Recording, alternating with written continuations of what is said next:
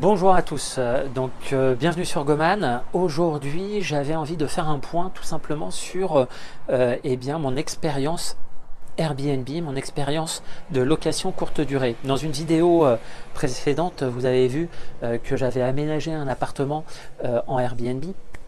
C'est-à-dire que j'avais décrit tous les éléments d'amélioration nécessaires pour pouvoir proposer un bien immobilier en Airbnb. Aujourd'hui, je fais un point d'étape.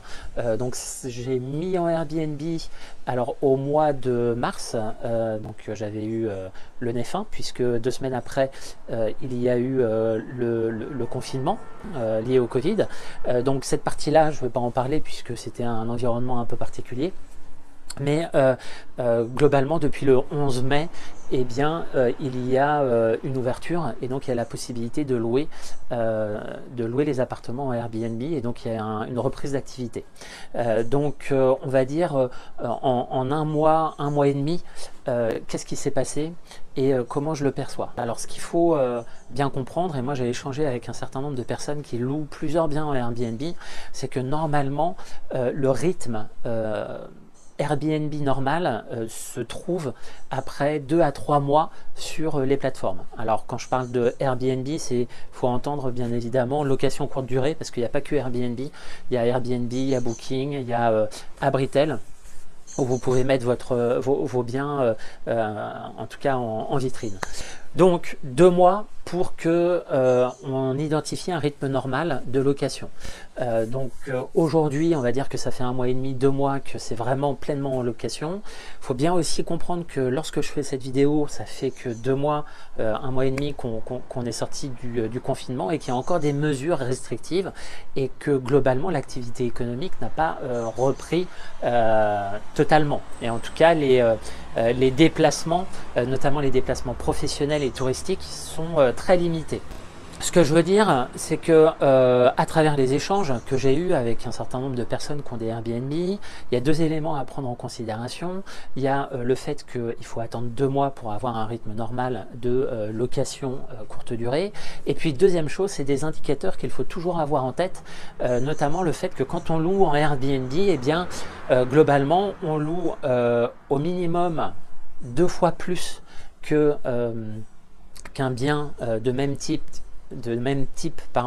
mais sur l'année. C'est-à-dire que si vous louez un appartement meublé 500 €, en Airbnb, vous pouvez espérer avoir 1 000 € de loyer mensuel en moyenne.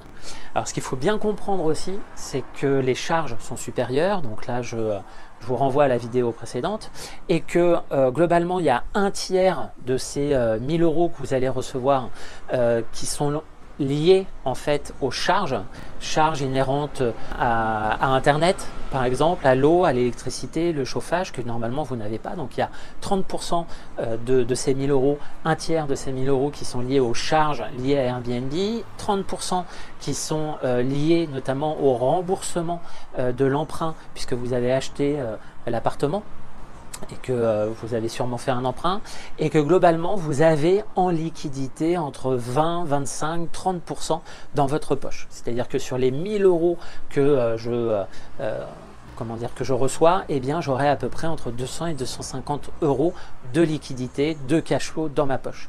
Alors que dans une situation normale, on serait à l'équilibre. C'est-à-dire que si je loue à peu près 500 € un appartement, je serai à la fin du mois ou à la fin de l'année à l'équilibre. Ça ne m'aura pas coûté plus cher et ça ne m'aura pas coûté d'argent. Mais j'en aurais pas non plus, j'aurais pas de liquidité, pardon, à la fin du mois. Je vais y arriver, excusez-moi. Donc, bilan de mon expérience au bout d'1 mois et demi. Sur 1 mois, on va dire, de mi-mai à mi-juin, j'ai loué à 65% l'appartement, ce qui m'a conduit, donc 65%, c'est-à-dire que je suis à peu près à 21 nuits, à 20 nuits, on va dire pour faire simple, 20 nuits à 45-47 euros, je suis à peu près à 900-950 euros de loyer, alors que j'aurais pu louer cet appartement en normal à l'année à peu près 550. Donc vous voyez, je suis pas à 2 fois, mais j'y suis presque, sachant que globalement il y a eu quand même une reprise d'activité qui a peut-être conduit à une réduction de l'engouement pour les Airbnb. Donc c'est pas mal, je suis assez content de ce résultat.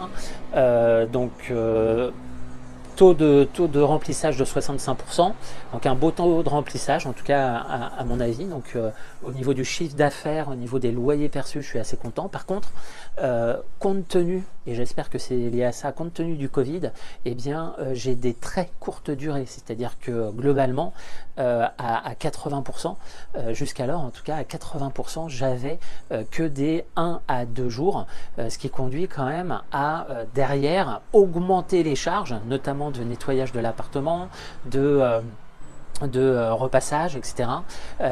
Globalement, la rentabilité, si c'était pas moi qui le faisais, parce que c'est moi qui fais ça actuellement pour tester, si je devais faire appel à une société de conciergerie à côté, eh bien ça me coûterait quand même pas mal d'argent, sachant que globalement à 80% aujourd'hui j'ai que du 1 jour, et quand il y a du 2 jours je suis content.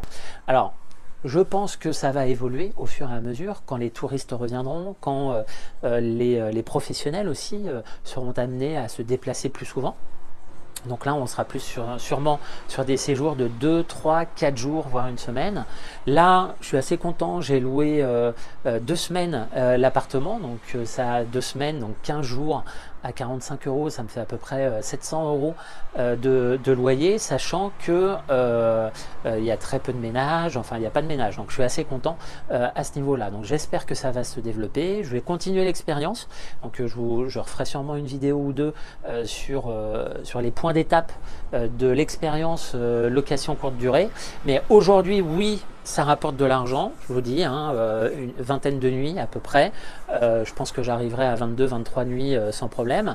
Mais par contre, derrière, tous les jours, notamment le midi, puisque je travaille, hein, donc le midi, je fais le ménage et je remplace les draps, etc. Donc ça prend quand même beaucoup de temps.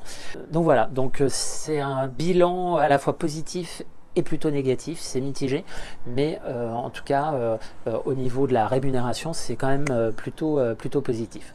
Donc voilà, donc j'espère que je vous ai appris, en tout cas je vous ai éclairé sur mon expérience location courte durée. J'en ferai d'autres, parce que je pense que plus d'un investisseur aujourd'hui a envie de se lancer dans la location courte durée. Donc je vous ferai part en tout cas de mes expériences à ce niveau-là. Je vous dis à très bientôt, n'hésitez pas à liker si vous avez aimé la vidéo ou si vous aimez la chaîne. Ça me permettra donc de booster en tout cas le nombre de vidéos publiées. Je vous dis à très bientôt, et puis dans une autre vidéo, et puis bonne réflexion sur la location courte durée.